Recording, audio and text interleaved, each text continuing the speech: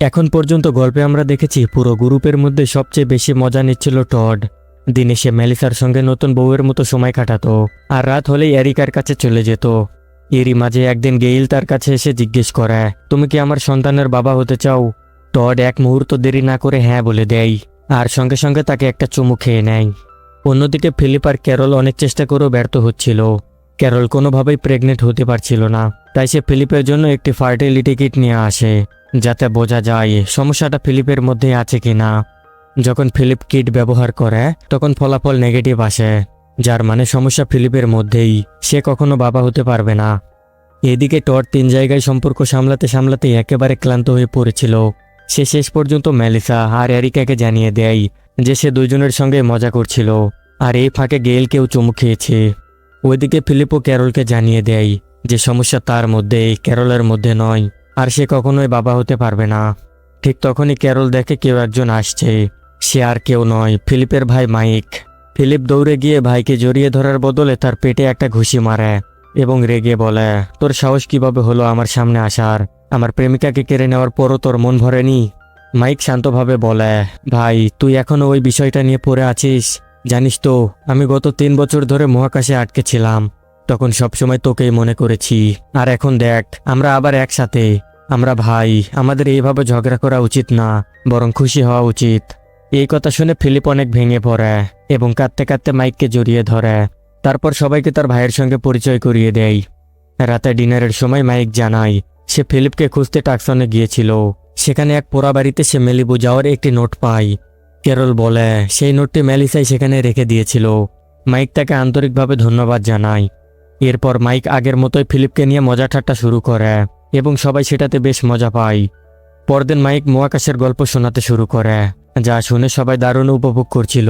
কিন্তু ফিলিপ সেখানে আসতেই মাইক আবার তাকে নিয়ে ঠাট্টা শুরু করে। অন্যদিকে এরিকা একটি মদের ব্যারল সরাচ্ছিল। সেই সময় তার চোখ পড়ে মেলিসার উপর।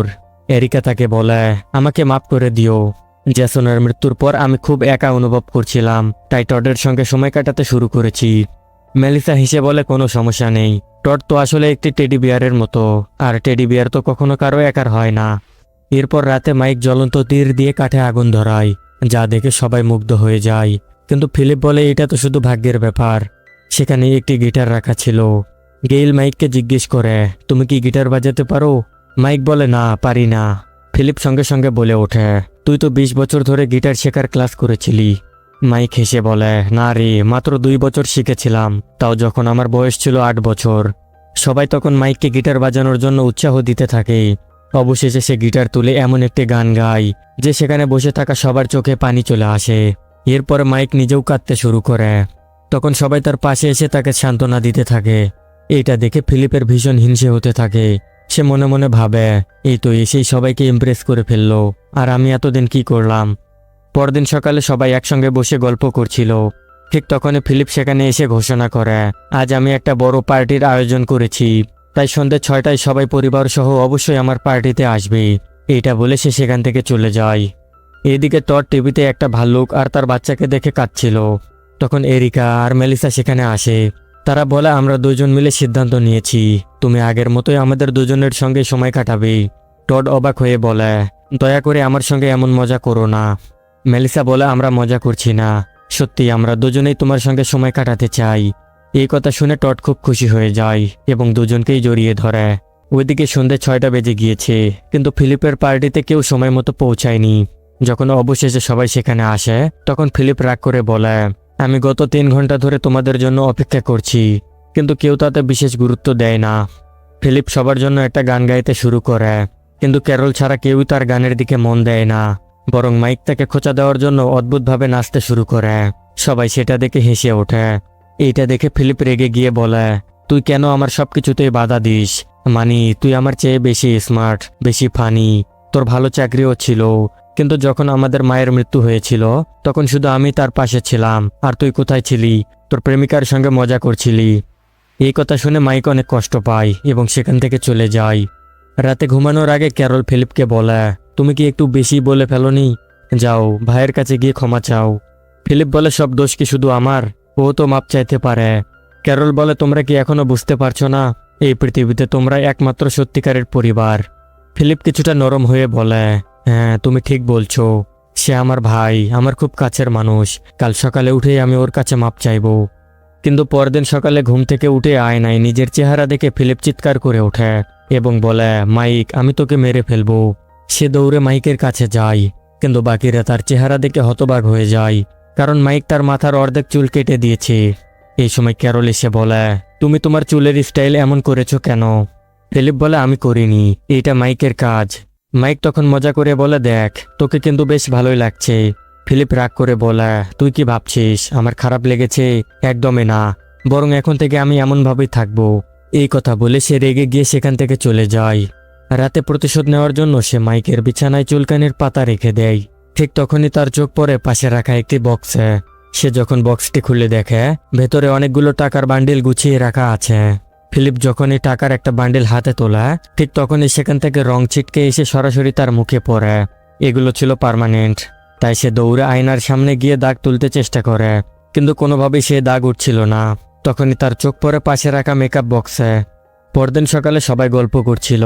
ঠিক তখনই ফিলিপ সেখানে আসে। তার চেহারা দেখে সবাই অবাক হয়ে যায়। এরিকা জিজ্ঞেস করে, তুমি কি মেকআপ করেছো? ফিলিপ বলে, হ্যাঁ করেছি। আমি দেখতে চেয়েছিলাম মেয়েদের মেকআপ করলে কত সুন্দর লাগে। তারপর সে মাইকের দিকে তাকিয়ে জিজ্ঞেস করে, কাল রাতে ঘুম কেমন হয়েছিল? মাইক হেসে বলে, অনেক ভালো ঘুম হয়েছে, কারণ আমি রাস্তার ওপারের বড় বাড়িতে গিয়ে ঘুমিয়েছিলাম। এতে বোঝা যায় মাইক আগেই বুঝে গিয়েছিল ফিলিপ কোনো দুষ্টুমি করতে যাচ্ছে।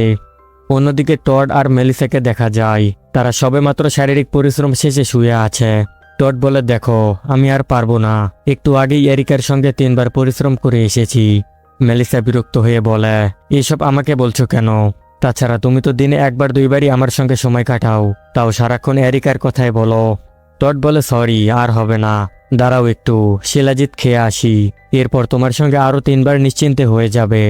এদিকে ফিলিপ চুপি চুপি মাইকের পিছু নেয়, সে কোন বাড়িতে থাকে সেটা জানার জন্য, যাতে সে পরে প্রতিশোধ নিতে পারে। রাতে সে মাইকের বাড়িতে ঢোকার সিদ্ধান্ত নেয়, কিন্তু ঢুকতেই সব পানির বোতল মাটিতে পড়ে যায়। ঠিক তখনই মাইক সেখানে এসে হাজির হয়। মনে হয় সে ফিলিপের জন্যই অপেক্ষা করছিল। ফিলিপ বলে, আমি তো তোমাকে দেখতে এসেছিলাম, তুমি ঠিক আছো কিনা? এত পানির বোতল এখানে কেন? মাইক বলে, আমি আগেই জানতাম তুমি প্রতিশোধ নিতে আসবেই, তাই আগে ভাগে নিরাপত্তার ব্যবস্থা করে রেখেছি। এই বলে সে চলে যায়। পরের দিন সকালে ফিলিপ ঘুমের মধ্যে কাঁধ ঘুরাতে গিয়ে হঠাৎ একটা পাহাড়ের মতো উঁচু জায়গা থেকে গড়িয়ে পড়ে। ভয় আর ধাক্কায় তার অবস্থা একেবারে খারাপ হয়ে যায়। উপরে তাকাতেই দেখে মাইক দাঁড়িয়ে তাকে নিয়ে মজা করছে। এটা দেখে ফিলিপ অনেক রেগে যায়। পরে সে ভয়ে ভয়ে কিচেনে গিয়ে কিছু খেতে চেষ্টা করে। তখনই টড সেখানে আসে। তার আওয়াজে ফিলিপ চমকে যায়।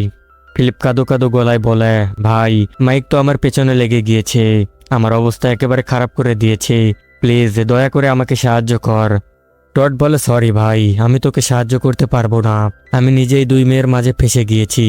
ফিলিপ বলে, ঠিক আছে, তুই যা, আমি নিজেই নিজের ব্যবস্থা করে নেব, এবং ভয়ে কিচেনের ভেতরে লুকিয়ে পড়ে। এটা দেখে টডের অনেক খারাপ লাগে। সে বলে, ঠিক আছে ভাই, আমি তোকে সাহায্য করব। এরপর মাইক যখন একটা বই পড়ছিল, তখন ফিলিপ সেখানে এসে বলে, এই দেখ, এটা আমার সত্যিকারের বন্ধু টড। দেখা যায় টডও ফিলিপের মতো মাথার অর্ধেক চুল কেটে ফেলেছে। মাইক অবাক হয়ে বলে, এটা কি করেছিস? মজা তো আমাদের দুজনের মধ্যে চলছিল, এর মধ্যে টডকে কেন টানলি? তারপর হালকা হেসে বলে, ঠিক আছে ভাই, তুই জিতে গিয়েছিস। তারপর সে সেখান থেকে চলে যায়। রাতের বেলা যখন সব মেয়েরা একসঙ্গে বসেছিল, ঠিক তখনই টড সেখানে আসে। তার এমন অবস্থা দেখে সবাই তাকে নিয়ে মজা করতে শুরু করে। কিন্তু তখন টড তাদের বলে, আমি এটা করেছি শুধুমাত্র আমার সত্যিকারের বন্ধু ফিলিপের জন্য। ফিলিপের মতো ভালো মানুষ এই পৃথিবীতে আর কেউ হতেই পারে না। আর হ্যাঁ ক্যারল, আমি জানি তুমি সন্তান চাও, তুমি চাইলে আমি তোমাকে প্রেগনেন্ট করতে পারি। তাছাড়া আমার মধ্যে এখনো এত শক্তি আছে যে আমি এখানে বসে থাকা সব মেয়েকেই প্রেগনেন্ট করতে পারি। এইটা বলে সে সেখান থেকে চলে যায়। ঠিক তখনই ক্যারল তার পিছনে গিয়ে জিজ্ঞেস করে, তুমি কি সত্যি আমাকে প্রেগনেন্ট করতে পারবে? টড বলে, হ্যাঁ অবশ্যই, শুধু এক রাতেরই তো ব্যাপার। এরপর সে চলে যায়। পরদিন সকালে ফিলিপ ক্যারলের কাছে আসে। ক্যারল তাকে বলে, দেখো, আমরা অনেকবার চেষ্টা করেছি সন্তান নেওয়ার জন্য, কিন্তু কোনোভাবেই কোনো কিছু হয়নি। তাই গত রাতে আমি টডের কাছে সাহায্য চেয়েছিলাম এবং সে আনন্দের সঙ্গে রাজি হয়ে গিয়েছে। ফিলিপ বলে, ও, এইটা তো দারুণ খবর। ক্যারল হেসে বলে, আমি তো ভয় পেয়ে গিয়েছিলাম, মনে হচ্ছিল তুমি এটা শুনে রেগে যাবে, কারণ আমি টডের সঙ্গে রাত কাটাতে যাচ্ছি। ফিলিপ চমকে উঠে জিজ্ঞেস করে, কি বলছো এসব? রাত কাটাবে মানে? আমি তো ভাবছিলাম তুমি শুধু তার সাদা পানি নেবে। ক্যারল বলে না, আমি পুরনো পদ্ধতিতে প্রেগনেন্ট হতে চাই, যেমন সব মেয়েরা করে। আর যদি তুমি এতে রাজি না হও তাহলে আমি করব না। ফিলিপ কিছু সময় চিন্তা ভাবনা করে, তারপর সে ক্যারলকে বলে না, তুমি টডের সঙ্গে রাত কাটিয়েই প্রেগনেন্ট হবে। এরপর ফিলিপ যখন তার ভাইয়ের সঙ্গে গান গাইছিল তখন সে মাইককে জানায়, আমি ক্যারলের থেকে ডিভোর্স নিচ্ছি। মাইক বলে, আমি তো ভাবছিলাম তোমাদের মধ্যে সবকিছু ঠিকঠাকই চলছে, তাহলে ডিভোর্স কেন? ফিলিপ হেসে বলে, হ্যাঁ সবকিছু ঠিকই আছে, কিন্তু সে শুধু টডের সঙ্গে রাত কাটানোর জন্য আমাকে ডিভোর্স দিচ্ছে। আগে সে আমার সঙ্গে বিয়ে করতে চেয়েছিল, যাতে তার সন্তানকে কেউ অবৈধ না বলে। মাইক বলে, ক্যারলের আইডিয়া আমার অনেক ভালো লেগেছে। এরপর তাদের বিয়ের প্রস্তুতি শুরু হয়। ফিলিপ ক্যারলের ভাই সাজে। প্রথমে সে ডিভোর্সের কাগজে স্বাক্ষর করে, যা ক্যারল নিজেই তৈরি করেছিল। যখন তাদের বিবাহ ঘোষণা করার সময় আসছিল তখন টড বলে, আমি বিশ্বাসই করতে পারছি না যে আমি সত্যি এটা করছি, কিন্তু ফিলিপ আমার ভাইয়ের মতো, তাই সে আমাকে যা করতে বলবে আমি তাই করব। ফিলিপ তখন তার ভাইয়ের দিকে তাকায়, যে একটু উদাস মনে হচ্ছিল। তাই সে সবাইকে বলে, সরি বন্ধুরা, আমি এই বিয়ে নষ্ট করতে যাচ্ছি। এরপর সে টডকে বলে, তুই আমার ভাইয়ের মতো, কিন্তু আমার ভাই না, কারণ আমার আসল ভাই মাইক, এবং সে শুধু ভাই নয়, ভাইয়ের থেকেও বেশি। এইটা বলে সে মাইককে জিজ্ঞেস করে, তুমি কি ক্যারলের সঙ্গে রাত কাটাতে চাও? মাইক হেসে বলে, ভাই আমি তো বহুদিন ধরে এই মুহূর্তের জন্যই অপেক্ষা করছিলাম। উপরে মহাকাশে আমি শুধু হাতগাড়ি চালিয়ে এই দিন পার করেছি, আমি সত্যি এর জন্য প্রস্তুত। এরপর ফিলিপ তার ভাইয়ের সঙ্গে ক্যারলের বিয়ে দিয়ে দেয়। ওইদিকে টড নিজের লজ্জাজনক অবস্থায় দর্শকদের মাঝে গিয়ে বসে থাকে। রাতের বেলা সবাই বিয়ের পার্টি উপভোগ করছিল। ফিলিপ তখনই টড পাগলের মতো জোর করে নাচতে শুরু করে। ফিলিপ তার কাছে গিয়ে জিজ্ঞেস করে, ভাই তুই ঠিক আছিস তো? টড বলে, হ্যাঁ আমি পুরোপুরি ঠিক আছি, তুই শুধু আমাকে নাচতে দে। ওইদিকে ক্যারল আর মাইক একসঙ্গে বসে গল্প করছিল এবং অনেক হাসছিল। এইটা দেখে ফিলিপের মনে হিংসে হয়, আমি এটা কি করেছি। এরপর যখন ক্যারল আর মাইক একসঙ্গে ছিল ঠিক তখনই ফিলিপ সেখানে এসে বলে, আমি তোমাদের জন্য নতুন কাপড় নিয়ে এসেছি। যখন তারা কাপড় খুলে দেখে সেখানে সামনে নিচে ছিদ্র রয়েছে। ফিলিপ বলে, তোমাদের এই কাপড় পরেই রাত কাটাতে হবে, কারণ সন্তান নেওয়া কোনো মজা নয়, এটা দায়িত্বের কাজ। আর আমি দেখতে চাই তোমরা এই দায়িত্ব ঠিকভাবে পালন করছো কিনা, এবং আমি সারা রাত তোমাদের দেখব। এইটা শুনে তারা দুজনেই অবাক হয়ে যায় এবং বলে, এই পাগল এসব কি বলছে। এরপর ফিলিপ তাদের বেডরুমে নিয়ে যায় এবং বলে, চলো তাড়াতাড়ি শুরু করো, আমি এখানে বসে দেখব। এরপর তারা যখন কাজ শুরু করে তখন ফিলিপ মন দিয়ে তাদের দেখছিল। বাইরে অন্যরাও মন দিয়ে শুনছিল ভেতরে কি হচ্ছে। পরদিন সকালে সবাই যখন গল্প করছিল ঠিক তখনই টড আসে। সে তার সব চুল কেটে ফেলেছিল, কারণ সে আগের দিন ফিলিপের উপরে অনেক রেগে গিয়েছিল। ঠিক তখনই ক্যারল সেখানে আসে প্রেগনেন্সি কিট নিয়ে, যার ফলাফল আসে পজিটিভ, অর্থাৎ সে প্রেগনেন্ট হয়েছে। এটা শুনে সবাই আনন্দিত হয়ে একে অপরকে জড়িয়ে ধরে। ফিলিপ মাইককে বলে, অভিনন্দন ভাই, তুই বাবা হতে চলেছিস। মাইক হেসে সবাইকে বলে, তোমরা কি পাগল হয়ে গিয়েছো? গত রাতে আমরা কিছুই করিনি, আর এক রাতে কেউ কিভাবে প্রেগনেন্ট হতে পারে? আসলে এই সন্তানের বাবা হচ্ছে ফিলিপ। এই কথা শুনে ফিলিপ অত্যন্ত খুশি হয়। ওইদিকে এরিকা বাইরে শুয়ে ওয়াইন খাচ্ছিল। ঠিক তখনই সেখানে একটি ড্রোন আসে। সে ভয়ে চিৎকার করে সবাইকে জানায়, কিন্তু কেউই তার কথা বিশ্বাস করে না, কারণ সে সারাদিন মাতাল হয়ে থাকে। ওইদিকে টড এখনও রেগেছিল। ঠিক তখনই ফিলিপ সেখানে আসে এবং জিজ্ঞেস করে, ভাই তুই কি আমার সঙ্গে বাইরে ঘুরতে যাবি? টড বলে, না, তুই নিজের ভাইকে নিয়ে যা। ফিলিপ বলে, তুই এখনো ওই বিষয় নিয়ে বসে আছিস? টড বলে, যখন থেকে তোর ভাই এসেছে তখন থেকে তুই আমাকে ভুলেই গিয়েছিস। ফিলিপ বলে, না ভাই, এমন কিছু হয়নি, কিন্তু তুই সারাদিন ওই দুই মেয়ের পেছনে ঘোরাফেরা করছিস। টড বলে, না, তোর যদি আমাকে নিয়ে চিন্তা থাকতো তাহলে ওই রাতে আমি ক্যারলের সঙ্গে রাত কাটাতাম। ওইদিকে মাইক গেইলের সঙ্গে সময় কাটাচ্ছিল। গেইলও তার সঙ্গে কাটানোর সময় উপভোগ করছিল। অন্যদিকে এরিকা পানি খেতে চেষ্টা করছিল, যা সে একদমই পছন্দ করে না, কারণ সে সবসময় ওয়াইন খেতে অভ্যস্ত। ওইদিকে মাইক গরুর দুধ বের করা শিখছিল। তখন তার হালকা কাশি আসে, যা সে এড়িয়ে যায়। ঠিক তখনই টডও সেখানে এসে বলে, তোমরাই তো সব দুধ শেষ করে ফেলেছ, আমার জন্য কি কিছুই রাখবে না? ফিলিপ হেসে বলে, এই গরু কি তোর একার নাকি? আমরা তো অবশ্যই দুধ নেব। কিন্তু তখনই টড দেখে মাইকের মুখ দিয়ে রক্ত বের হচ্ছে। সে ভেতরে গিয়ে সবাইকে জানায়। ফিলিপ বলে, আরে ভাই, ওর তো শুধু একটু হালকা সর্দি লেগেছে। মেলিসা বলে, এইটা কি ধরনের সর্দি যার সঙ্গে রক্ত বের হচ্ছে? সে ভাইরাসে আক্রান্ত হয়ে গিয়েছে। ফিলিপ তাকে বোঝানোর অনেক চেষ্টা করে যে মাইক ভাইরাসে আক্রান্ত নয়, কিন্তু কেউই তার কথা শোনে না। তখনই আমরা মাইককে দেখি কাশি দিতে দিতে বাইরে ঘুরছে। ঠিক তখনই সেখানে প্রোটেকশন স্যুট পরা কেউ আসে। আর সেটা কেউ নয়, ফিলিপ নিজেই। ফিলিপ বলে, ভাই তুই বাইরে ঘোরাফেরা কেন করছিস? ভেতরে চল, যেখানে সবাই সেই স্যুট পরে বসে আছে। মাইক জিজ্ঞেস করে, আমি কি ভাইরাসে আক্রান্ত? টড বলে, হতে পারে। ফিলিপ হেসে বলে, ভাই তোর কিছু হয়নি, শুধু হালকা সর্দি। আর এরা তো এমনিই ভয় পাচ্ছে, দেখ তারা তোর জন্য কি বানিয়েছে। মাইক সেটার ভেতরে যায়, কিন্তু সেখানে তার একদমই ভালো লাগছিল না। কিছুক্ষণ পর গেইল মাইকের কাছে আসে। তারা দুইজন কথা বলতে শুরু করে। মাইক বলে, সরি, আমার কারণেই তোমাদের এত ঝামেলা হচ্ছে। গেইল বলে, কোনো সমস্যা নেই, তাছাড়া আমি ফিলিপের কথা বিশ্বাস করি, তোমার শুধু হালকা সর্দি হয়েছে। এরপর সে তার স্যুট খুলে ফেলে এবং তারা একে অপরকে কিস করে। বাইরে থাকা সবাই এটা দেখে। তখন হঠাৎ সবাই দৌড়ে বাইরে আসে এবং দেখে তাদের গরু মারা গিয়েছে। মেলিসা জিজ্ঞেস করে, মাইক কি এই গরুর কাছে এসেছিল? টড বলে, হ্যাঁ, দুধ নিতে এসেছিল। মেলিসা বলে, তাহলে মাইককে এখনই এখান থেকে চলে যেতে হবে। ফিলিপ বলে, তুমি কি পাগল হয়ে গিয়েছো? তার স্পর্শে গরু কিভাবে মারা যাবে? মেলিসা বলে, তাহলে তুমিই বলো, গরু কিভাবে মারা গিয়েছে?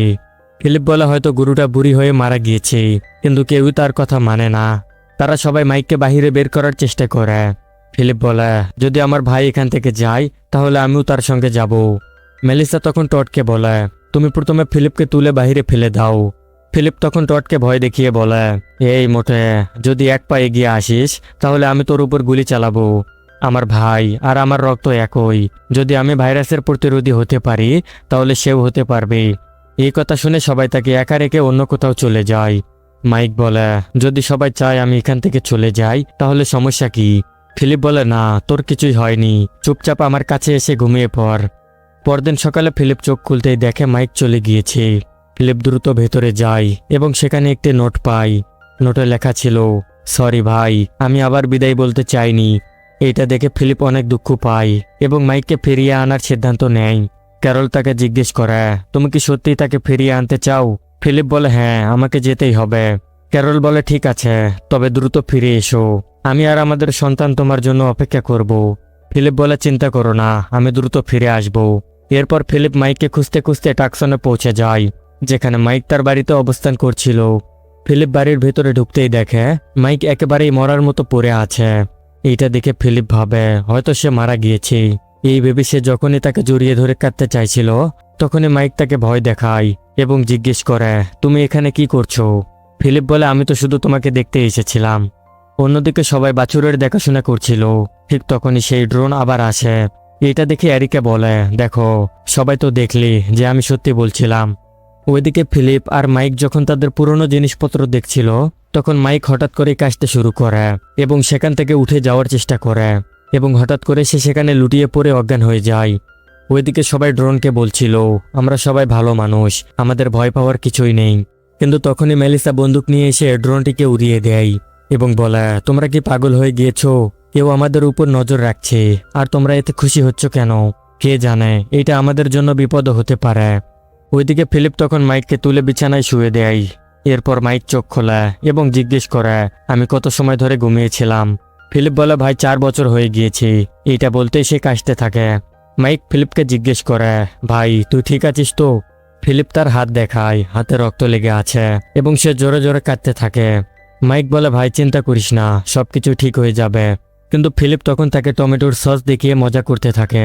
মাইক বলে, ভাই এখন আমার সঙ্গে এমন মজা করিস না, এটা আমার একদমই ভালো লাগছে না। ফিলিপ বলে, আর তুই যে আমার এমন অবস্থা করেছিলি, তুই কি মনে করেছিলি আমি খুব খুশি হয়েছিলাম? আমি তো তোকে এমনিই বলেছিলাম যে আমার ভালো লেগেছে।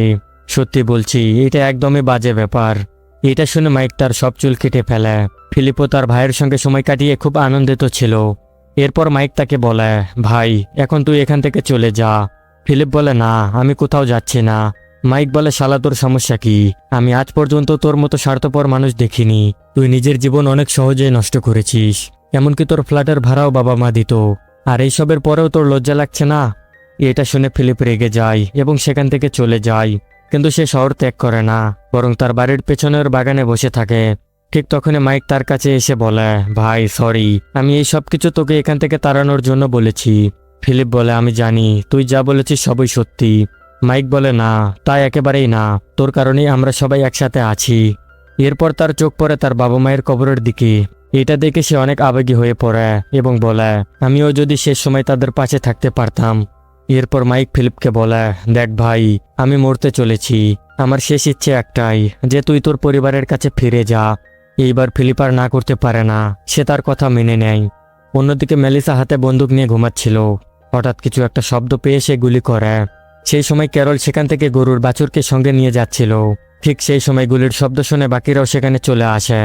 গেইল বলে, তুমি কি পাগল হয়ে গিয়েছো? মেলিসা বলে, দেখো, এডি মারা গিয়েছে, আমাদের গরুও মারা গিয়েছে, আর মাইকও মরতে চলেছে। উপরন্ত কেউ আমাদের উপর ড্রোন দিয়ে নজর রাখছে। এই সব দেখেও কি তোমাদের কাছে সবকিছু স্বাভাবিক মনে হচ্ছে? ওইদিকে ফিলিপ সেখান থেকে ফিরে যাওয়ার জন্য রওনা হয়। যাওয়ার সময় সে তার বন্ধুদের মাইককে দিয়ে যায় এবং বলে, এরা এখন থেকে তোমার বন্ধু। যেভাবে এরা আমার পাশে ছিল ঠিক তেমনভাবেই এরা তোমার পাশে থাকবে। এরপর সে আবার মেলিবুর দিকে ফিরে যায়। সেখানে পৌঁছে সে মেলিসাকে দেখে, যার উপর ক্যারলকে গুলি করার শাস্তি দেওয়া হয়েছিল। ওইদিকে এরিকা রান্নাঘরের জানালা থেকে কিছু অদ্ভুত দেখে এবং চিৎকার করে সবাইকে তার কাছে ডেকে আনে। সেখানে সবাই দূরবীন দিয়ে দেখে যে সমুদ্রে একটি বোট আছে, যেখানে 3 জন লোক আসল বোমা নিয়ে তাদের দিকে এগোচ্ছিল। এইটা দেখে সবাই দুশ্চিন্তায় পড়ে যায়। শালা, এরা এখন কোথা থেকে এসে পড়লো, আর আমরা এখন কি করব? ঠিক এখানেই এই সিরিজের গল্প শেষ হয়ে যায়। আর বর্তমান ভিডিওর ভিউ দেখে আমার মনে হচ্ছে না যে এই সিরিজটা আর কন্টিনিউ করা সম্ভব। আর তোমরা যদি এই সিরিজের পরবর্তী পার্টগুলো দেখতে চাও, তাহলে এই ভিডিওটাতে বেশি বেশি লাইক এবং শেয়ার করে দিও, আর কমেন্ট করিও পার্ট 9।